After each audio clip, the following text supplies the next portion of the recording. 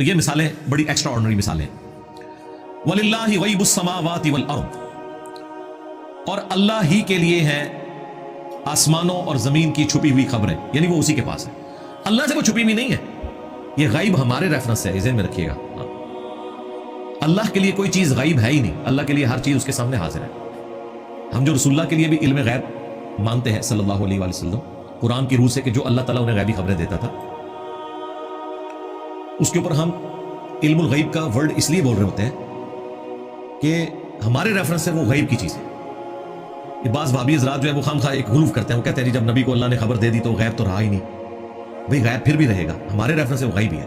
اگر آپ کی یہ ڈاکٹرن مان لی جائے پھر تو اللہ کے پاس بھی علم غیب کوئی نہیں ہے. اللہ جب کہتا ہے عالم الغیب والشہادہ تو وہ ہمارے ریفرنس سے بات کرتا ہے.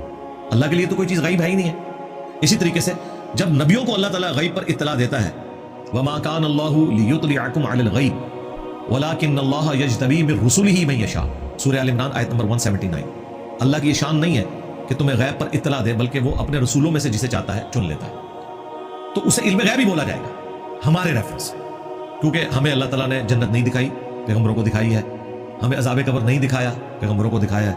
ہمیں دوزخ نہیں دکھائی، پیغمبروں کو دکھایا ہے. فرشتے، باقی ساری جو غیب کی چیزیں ہیں وہ اللہ تعالیٰ اپنے پیغمبروں کو دکھاتا ہے تاکہ ان کے ایمان میں کوئی بھی کمزوری نہ رہے، وہ حق الیقین پر پہنچ جائیں، پھر پورے پیشن کے ساتھ وہ توحید کی دعوت باقی مخلوق تک پہنچائیں اللہ کے نمائندے کی حیثیت سے. وَمَا أَمْرُ السَّاعَةِ إِلَّا كَلَمْحِ الْبَصَرِ أَوْ هُوَ أَقْرَبُ، اور قیامت کا معاملہ تو نہیں ہے مگر ایک لمحے کی دوری پر یا اس سے بھی قریب. اور وہ لمحہ اللہ تعالیٰ نے کہا جس طرح آنکھ کا پلک جھپکنا ہے نا، جو ایک سیکنڈ کے بھی 1000ویں حصے میں ہو رہا ہے، اس سے بھی قریب ہے قیامت کا آنا. یعنی اچانک اس طریقے سے قیامت آ جائے گی. یا اسے یوں سمجھ لیں کہ اللہ تعالیٰ کے لیے ہر چیز آنے واحد میں. دیکھیں اس کو دنیا میں آپ نے مثال سے سمجھنا ہے نا، تو یوں سمجھیں جو شخص ہوائی جہاز کے اوپر سفر کر رہا ہے 10,000 فٹ کی بلندی پر، تو وہ آنے والے 2-3 شہر بھی اوپر سے دیکھ رہا ہوتا ہے. لیکن وہی جہاز اگر نیچے لینڈ کرے تو آپ چند سو فٹ تک ہی سامنے دیکھ سکتے ہیں. اور وہی جہاز جب بلندی پر ہوتا ہے اسی جگہ پر 3-4 شہر اس کو سامنے نظر آ رہے ہیں، اس کے لیے ایک لمحے کی دوری پہ ہیں سارے.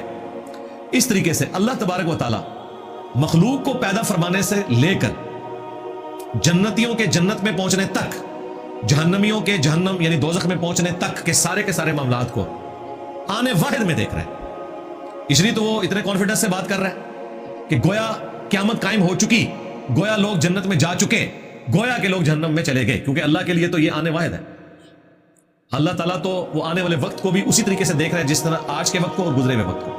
لہٰذا جب وہ بیان کر رہا ہے تو اس کے سامنے یہ بھی ہے کہ وہ قیامت قائم ہوئی. یہ جو شخص ادھر بیٹھا ہے جو ابھی پیدا ہوا ہے، اس کا مستقبل کیا ہے کہ اس کے نامہ مال کو اس کے دائیں ہاتھ میں دیا جا رہا ہوگا یا بائیں ہاتھ میں، ولیعوذ باللہ تعالیٰ. یہاں پہ بچہ پیدا ہوا ہے اور وہاں پہ اللہ تعالیٰ کے سامنے قیامت کا منظر بھی ہے کہ بچہ بڑا ہوگا، پھر اپنے سارے معاملات کو چلائے گا، پھر مر جائے گا، پھر ہزاروں سال گزریں گے، پھر قیامت دن اٹھایا جائے گا، پھر اس کا فیصلہ ہوگا.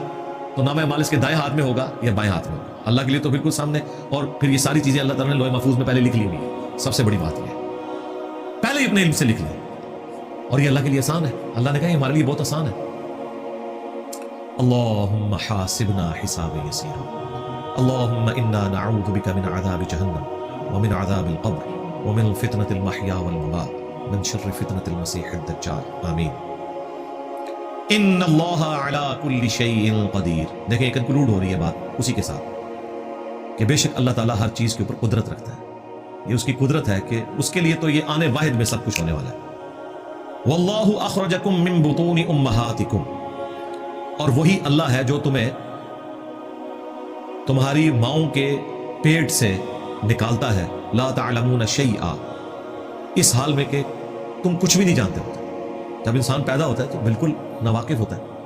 وہ جو کچھ جان بھی رہا ہوتا ہے نا، یعنی دودھ پینا یا کوئی اور چیز پینا یا تھوڑا بڑا ہو کر کھانے والا معاملہ حلق سے نیچے کرنا، تو وہ اپنی اس نیچر اور جبلت کی وجہ سے ہے جو پیدا ہوتے ہی انسان کے بچے کے ساتھ اٹیچ ہے.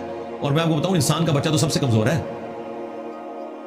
یہ تو ماں باپ کے اوپر ڈیپینڈنٹ ہے کئی سال تک. جانوروں کے بچے پیدا ہوتے ہی دانا چگنے شروع کر دیتے ہیں، خود پانی پیتے ہیں. انہیں ہر چیز اللہ تعالیٰ نے ان کی انسٹنکٹ کے طور پر، جبلت کے طور پر سکھا دی گئی ہے.